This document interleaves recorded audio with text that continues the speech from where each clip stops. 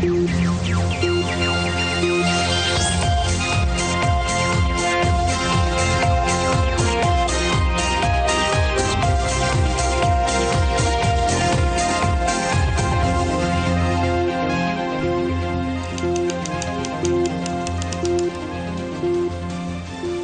you the latest news from around the world and here at home. I'm Sandro Ferdinando. And I'm Azra Hassan. Before we head into our stories in detail, let's start off with a look at the headlines.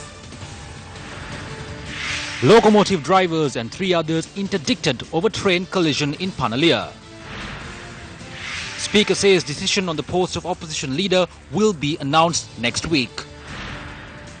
2.7 billion rupee supplementary estimate presented to Parliament. Former Minister Ravi Karunanayake says a firm owned by a minister has a non-performing loan of 4 billion rupees. South Indian political patriarch Karunanidhi dies at 94. Abans Group chairman says politicians must give up politics and serve the country. Winner of the 2017 Women Entrepreneur of the Year, Aban Pestonji, called for politicians to stop being politicians and to work for the country. The Capital Maharaja Organization Limited as a group fully endorses this position, as do the people of this country. The 7th Bali Process Ministerial Conference was held in Bali, Indonesia today. The forum was chaired by Australian Foreign Minister Julie Bishop and Indonesian Foreign Minister Retno Marsudi. The Capital Maharaja Organization was selected as a Sri Lankan business lead amongst global multinationals. Sri Lanka was represented by Foreign Minister Tilak Marupana and Shivan Daniel, Group Director of the Capital Maharaja Organization. Ladies and gentlemen, today I have decided to speak from the heart as a citizen of an ancient civilization that straddles both the East and the West as one of the most geopolitically strategic nations in the world. If we are to then acknowledge the issue of modern-day slavery, it is important to first acknowledge both our geopolitical and domestic political realities. We must acknowledge that some nations and even some international organizations meddle in the internal workings of developing nations using a form of economic colonialism or economic slavery. On the other hand, we must also acknowledge that in many instances, domestic politics and political parties have more or less ceased to represent the real interests of the people. Political parties set up in the 1940s and 1950s during very different times have morphed into one today, prioritizing their own survival over the progress of a nation, the prosperity of its people, and human potential that, Andrew, you spoke of yesterday. Over 1 million Sri Lankans work in the Middle East in mostly unskilled labor positions. They do so because they have no choice but to leave home in search of economic opportunity. As a nation, we have little choice as it brings in much-needed foreign exchange that we desperately need. Successive governments since independence have contributed to this situation. And today, we, Sri Lanka, export our people in the name of sustaining our economy. And once we send them off, we often abandon them as we cannot stand up to the powerful oil-rich nations. Today, Sri Lanka is buckled by gigantic economic pressure and is deeply indebted to other nations, forcing us to sell our national treasures just to stay afloat. This is our reality. Just as it is important to fight for people victimized by modern-day slavery, it is equally important to acknowledge what put them there in the first place. So what do we do now? When Churchill was faced with a dilemma between appeasing Hitler or an impossible fight for freedom, he decided to go to the people. While politicians wanted disarmament, while politicians wanted to give up, while some politicians even wanted to see the swastika flying over Buckingham Palace, Churchill went to the people, and the people said, "No, we will fight."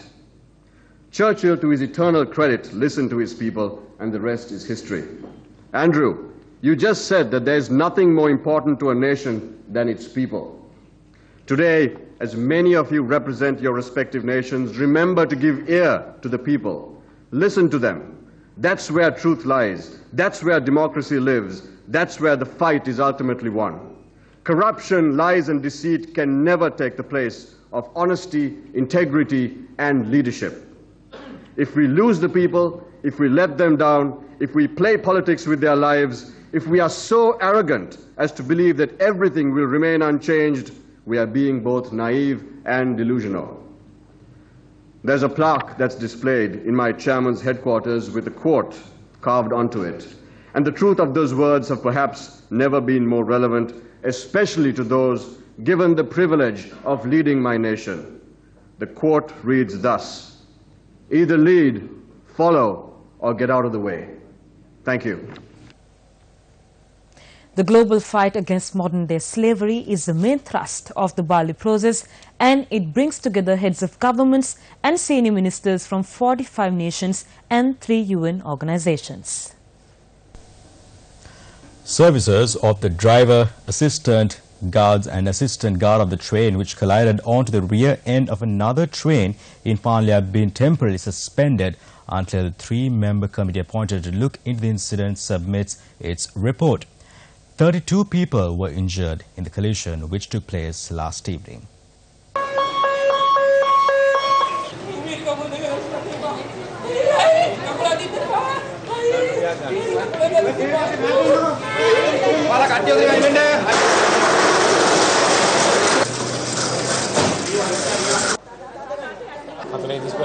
The 435 train stopped in Ramukkana. After a while, the 450 train collided with our train from behind.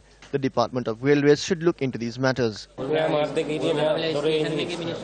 people in Polgahawela should know when a train has malfunctioned along that railway line. But they sent a train on that same line. They should know to do their job. They screamed and jumped out. I did not have time to jump out.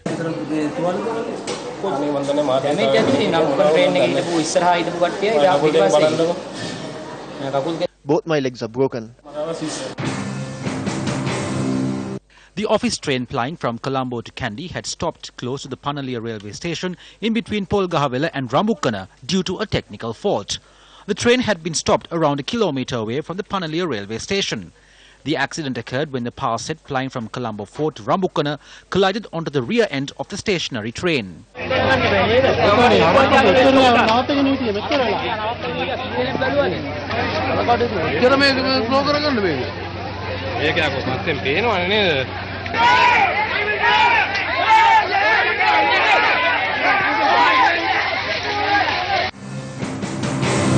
Signals from Colombo Fort to Pallevela are activated from the fort main control room. The responsibility of activating the signals for the remainder of the train's journey from Pallevela lies on the Polgahawela railway station. According to the facts we have uncovered so far, the power set bearing the number 164 had received the amber signal from the Polgahawela railway station. The driver, after receiving the amber signal, should steer with caution and ready to stop if he receives a red signal ahead. But according to our findings so far, the train had gone around 14 meters past its red signal before crashing into the rear end of the number 35 train. So this indicates that this train has gone past the sign of distress and collided onto the other train.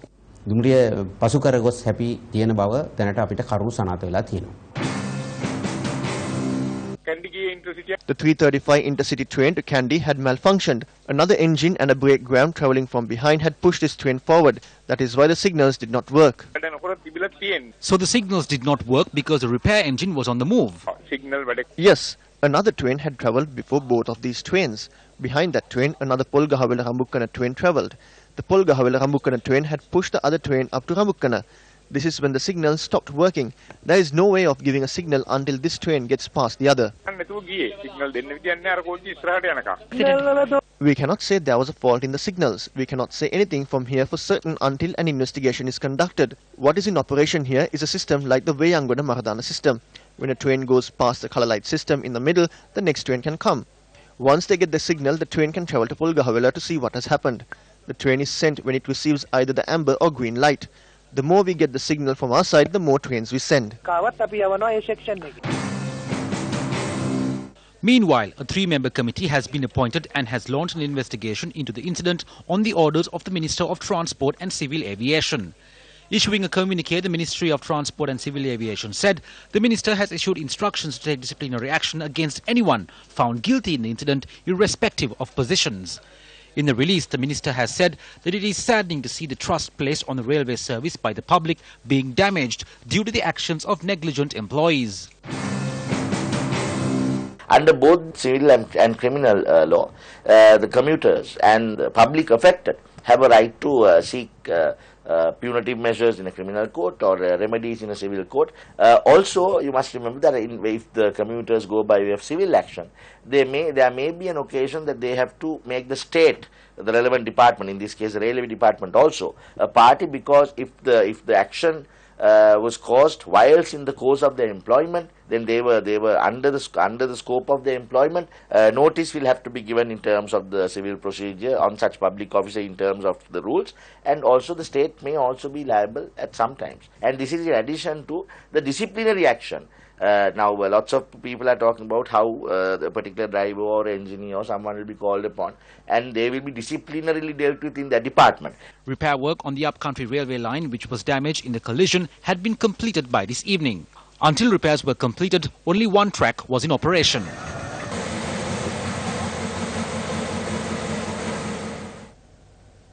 A 3-hour-long debate took place in Parliament today over the matter surrounding the post of the opposition leader.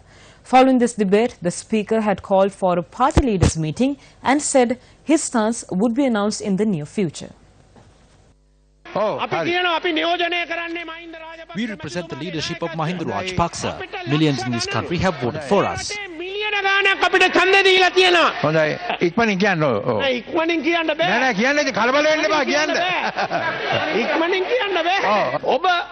If you make an unfair decision today, you will be making parliamentary democracy void, and you will be that unfortunate speaker. The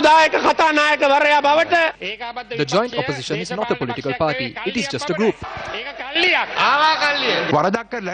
A wrong has not been committed. At 3, I hope to discuss this with the party leaders. Following the meeting, I will have to seek legal advice because I cannot take a single decision. It will be announced this week. This is not a request based on opposition. For 3 years we are seated in the opposition. What is your political party?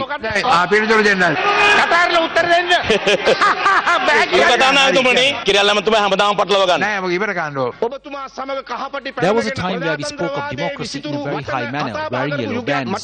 There was a time where you spoke of these democratic chants. Even the fundamentals of democracy are not protected over here. After the August elections, the entire group named me as the opposition leader. If that position was given to Nilasan Pali Silva, and since it was done as well, please give us the position of opposition leader. I will not be speaking of those who want Ranil Wickremesinghe to secure their passports. If a UPFA MP is becoming the opposition leader, all of these MPs must resign. They are trying to have everything for themselves. None of them are saying they will remain as independent MPs in the opposition. They are not saying they will withdraw from the UPFA and be seated in the opposition. They continuously said they will secure the power of the country on a Poya Day or Christmas or the 1st of January. They have abandoned securing power of the country and are struggling to secure the post of opposition leader. The Prime Minister remains in that position with only the support of 122 MPs. The majority representation is with the support of the 16 MPs in the TNA, which MP Sumandiran represents. The TNA 100% votes to protect the Prime Minister. Does Sumandiran have a right to speak of the post of opposition leader when their group supported the Prime Minister? As backbench MPs, we decided, while in government, we too can sit on the other side and seek the position of the opposition leader. If 23 MPs are with the government, I am not sure of the correct figure. And if it is 26, use them and let the UPFA secure power rather than yelling out over here. We have spoken to you personally. Your conscience spoke to us at that time.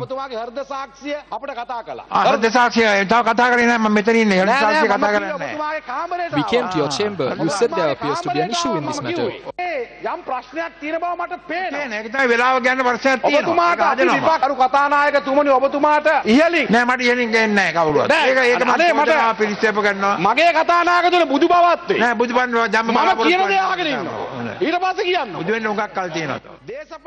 There are two political forces influencing you on the post of opposition leader. That is the truth. A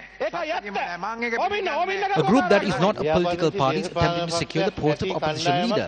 They must understand parliamentary tradition. Tensions arose in Parliament today over the proposal to increase the salaries of MPs. The UNP parliamentary group convened yesterday where a unanimous decision was taken to reject the proposed increase of salaries for MPs. I stood to convey that message to Parliament. But, Honourable Speaker, while rejecting this proposal, I would like to point out that this issue was created in 2006. But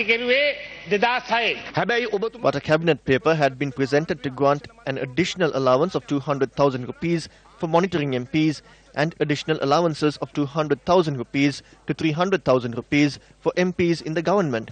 So this is not the real picture you are showing the people. Nothing of that sort was passed. A final decision wasn't taken at the party leaders' meeting. It is the government that takes the final decision. The opposition cannot implement anything. If at all, it is the government that has to do it. So there is no point in the government screaming for no reason. If they cannot do it, it will not happen. All government MPs are getting paid 200,000 rupees each. Who says they aren't being paid that amount? Is Gayantha Karunatilaka saying so? A supplementary estimate for 27,176 million rupees was presented to Parliament today. In the supplementary estimate that was presented today, 9,900 million rupees or 9.9 billion rupees has been allocated to transfer the money set aside for some of the relief funds. Another 5,264 million rupees has been allocated to the Sri Lanka Transport Board in order to provide season tickets for schools and higher education and for the staff employed along routes that are non-profitable. An estimate of 4,244 million rupees is allocated for the third phase of the Southern Expressway. Moreover, 860 million rupees has been allocated for the third phase of the Colombo Outer Circular Highway between Kerawalapitiya and Kadawatha. Another 853 million rupees has been allocated to fulfill the conditions prior to the Hambantota Port Agreement. The supplementary estimate further includes allocations for debt repayments, fund allocations for the Suaseria Foundation, administrative expenses to enroll graduates, purchasing of vehicles and funding the overseas travel of the Minister of Social Welfare and Primary Industries. Time to time, government is proposing to increase government expenditure to the Parliament. So when government increase expenditure time to time, that will directly affect on the inflation rate of the economy as well as external imbalance. So therefore, within the country, the money supply is increasing and of course, we know inflation is going up. According to the Auditor General, the immediate loss from the first and second bond scams is estimated to be over 1.3 billion rupees.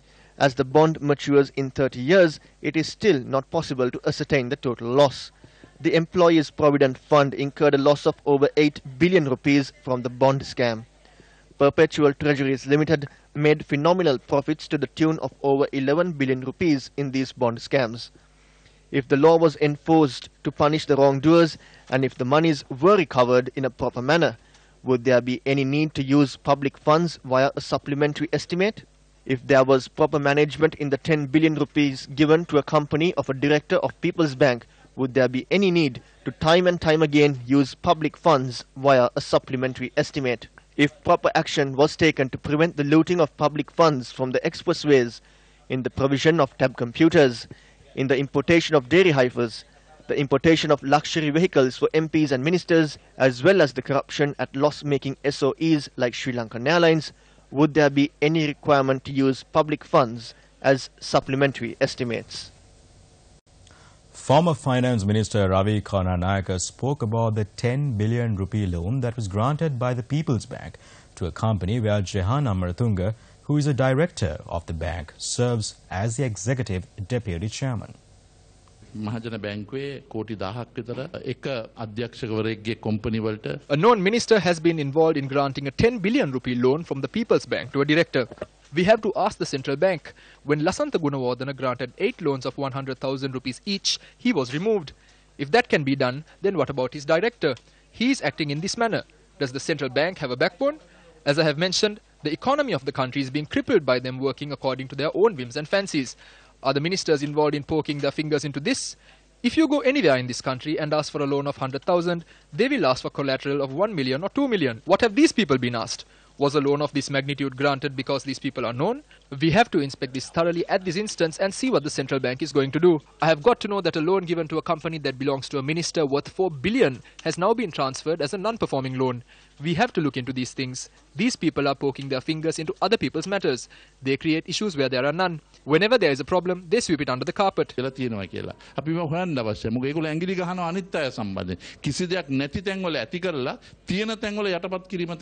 This was a response of a minister and a state minister regarding the same issue. I do not know the details. I cannot provide an explanation. You have to raise this with the People's Bank or a related institution. I do not know about it. I do not know the exact details. When they broke into the Central Bank of Sri Lanka, members of this government and the UNP MPs said, no, this has not happened. We don't know. We don't remember. Now, while they attack the central bank, the stooges of these UNPs are attempting to loot the state banks. Now, ministers and state ministers are saying they don't know and that they don't remember. Now, when there is a discussion about this on a national level, don't these ministers have the responsibility to at least call the directors of the People's Bank to have them present facts? These people talk of large-scale crimes. It is the responsibility of these ministers to act in order to prevent the abuse of the people's money. Convening a media briefing yesterday, the Frontline Socialist Party commented on the recent increase in excise duty for selected motor vehicles. The finance minister gave two reasons for this. According to what he says, the country spends a lot of its foreign reserves to import motor vehicles, and that the country should stop importation of vehicles to save the foreign reserves. Recently, large amounts of foreign reserves were spent to import super luxury vehicles worth 40 to 50 million rupees for ministers and MPs, including the Prime Minister. The second reason he gave was to control the traffic congestion, and that the usage of personal vehicles should be reduced to control this. If so, they have to set a precedent from the top. The question is, how many vehicles does Mangala Samaravira travel on the road with? How many vehicles do others in cabinet travel with? How many vehicles do their relatives and family members use? Why did everyone buy their own vehicle? Because the public transportation system has failed. Amidst these issues, they are killing each other for the post of opposition leader. Is this the most pressing issue at the moment?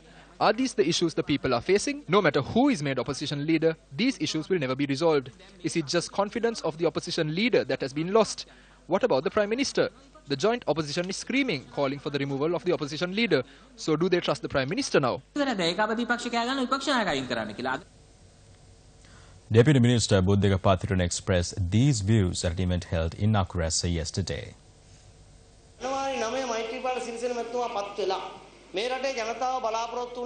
On the 9th of January, when President Maithripala Sirisena was elected, the people didn't want to exchange the face of one president for another. When they elected a Prime Minister and a new set of ministers, they didn't want to exchange old faces for new ones. The people expected a change in system. Not only will we have to leave these positions one day, we will soon have to find an alternate word for the word Yahapalana. We must do justice by the word Yahapalana in the Sinhala language. If not, the lovers of the language will criticize us for ruining the meaning of the word and will demand a new one in its place.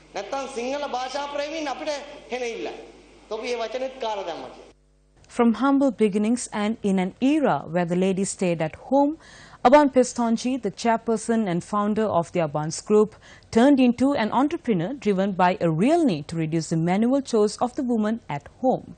Recently, the Women's Chamber of Industry and Commerce honored Aban Pestonji with the Woman Entrepreneur of the Year 2017 in an occasion graced by the Prime Minister. In 1968, determined to fulfill the goal of making the lives of homemakers like herself easier, Aban Pestonji formed her first business as a corner shop in Bambalapitiya. Constrained by the closed economy of the late 60s in Sri Lanka, Mrs. Pestonji purchased used domestic appliances from auctions conducted by the diplomatic community. Always focused on the need to keep the customer satisfied, Mrs. Pestonji ensured that she allocated some of the units to supply much-needed spare parts which were simply unavailable in a closed economy scenario. This fact was noted by one of the best-known domestic appliance brands in the world, decided to engage Mrs. Pestonji as an agent. It was the start of a spectacular career, which has seen the little corner shop in Bambalapitiya grow to a 500-plus branch network and diverts from domestic appliances to finance houses and property development. Giving her own take on what the future holds for Sri Lanka and her people, Mrs. Pestonji said, politicians must stop being politicians and work for the benefit of the people. If the ladies want to really go into business, something that they are interested in, not because somebody else is making some money out of it. It should be what they're interested in. It can be anything. Politicians should give up politics and work for the country, see that it's developed, and then go for their politics. That's what I would think of, and I would think that's the future for the country. IGP Pudija Sundara, attending an event in Colombo this morning, said once a government servant reaches the retirement age, they must leave the service. Media's, a lot of cellulite papers, small papers say a lot of things. Why should we worry about that? Why should we waste our time on that? Let them have a way. I'll go in my way. And very strict legal action will be taken for all the wrongdoers as well as the misinformation leakers. Even we have got the legal enactments ready by now to go on with the cyber crimes, go on with the other technical offences. It is in the process. After 60 years, I don't agree with anybody. The policy is very clear. After 60 years, everybody must go, including IGP. No right to stay. Get others a chance. Get them others a chance. So it's our duty. I'm only a policeman, and my all others must be only a policeman, not political advisors, not media people. Let the media do the media. We do the police work. But we support all the government officers, whether it's a doctor or teacher or otherwise anybody, a CRM, we are there for them. We have to give all the assistance to all the people, all the organizations, government or otherwise. The case filed before the Colombo Chief Magistrates Court against the commercial entity, which was engaged in the illegal distribution of products using the PE Plus registered trademark, was taken up today. PE Plus Private Limited was the complainant against the unlawful usage of its trademarks and brand logo being used by a commercial entity for the distribution and sale of diamond cutting discs. The contact details of PE Plus Private Limited, including the telephone number, email address as well as the postal address, had been used without permission on the packaging of these products as well. PE Plus Private Limited had presented facts to court that the said commercial entity had violated provisions of the Intellectual Property Act and misleading the general public.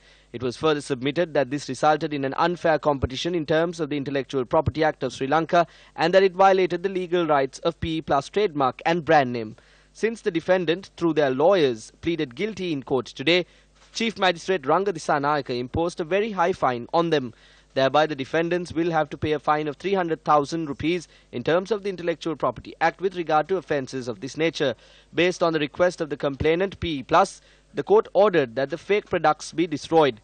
The fake cutting discs were discovered in a company in Bandaranaike Mawatha in Colombo after a raid was carried out by the Keselwatta police.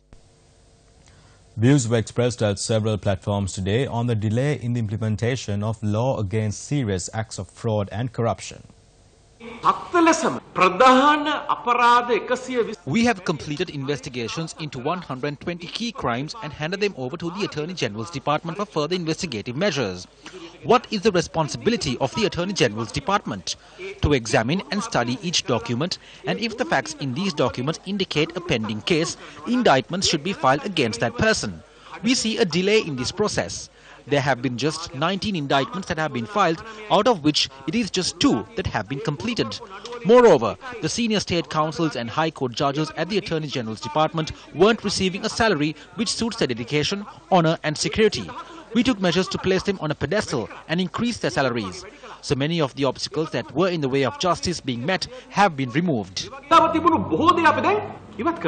A member of the former Attorney General Department, a Solicitor General called Suwada Gamlat, when he was the Secretary of the Justice Ministry, how the Ratnapura record files were missing, investigations were not done.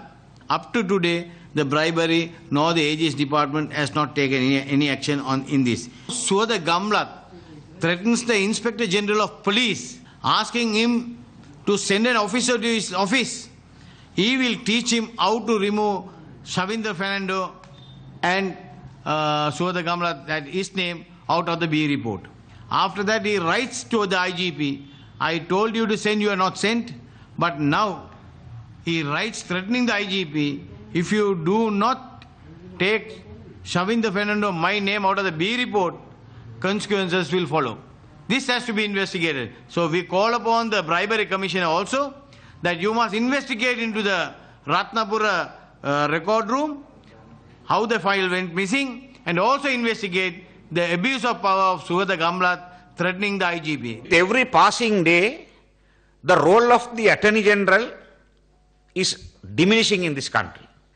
If the Attorney General is not going to act swiftly and bring the wrongdoers to book, if the bribery commission is going to be silent, not doing anything, where do the people of this country turn to? So we are eagerly waiting to see what the Attorney General is going to do with regard to the Bond Commission. Or is he waiting for the promotion? Is he playing for time? Because we are reliably informed that the Honorable Attorney General will be retiring by September, October. The Chief Justice is retiring in October, whether he is looking to go to the Supreme Court as the Chief Justice. So if that happens, the Honorable Attorney General will get another 5 years in the Supreme Court. So these are issues which the people are watching very carefully. The Honorable Attorney General, even if he has any idea of going to the Supreme Court, he must show the people that justice is being done, that proper action is being taken. But with today, with the conduct of the present Attorney General, we cannot see any cogent action being taken against any of the perpetrators, any of the fraud cases, any of the cases where money of the state has been robbed. So therefore, we call upon the Honorable Attorney General to act swiftly and see that he looks after the interests of the people of this country, not only the government or the ministers of this government. In sports news, Sri Lankan cricket captain Angela Matthews says the team is determined to secure a win in the 4th One-Day International against South Africa tomorrow. He was speaking to reporters in Pallekele today. The 4th ODI between Sri Lanka and South Africa will be played at the Pallekele cricket grounds tomorrow. South Africa currently leads the series at 3-0. I think we have an opportunity to try a few combinations, but in the same time, continuity is also something that we are looking forward to, because same personnel will, play going forward. So we need to understand what their roles and strengths are, and yes, we will try to give opportunities to whoever who has not played so far, but unfortunately, I don't think we will be able to give everyone the opportunity. And with that, wrap up primetime news for tonight. Do join us again tomorrow. Thank you for joining us. I'm Sandhu Ferdinando. I'm Azra Hassan. Good night.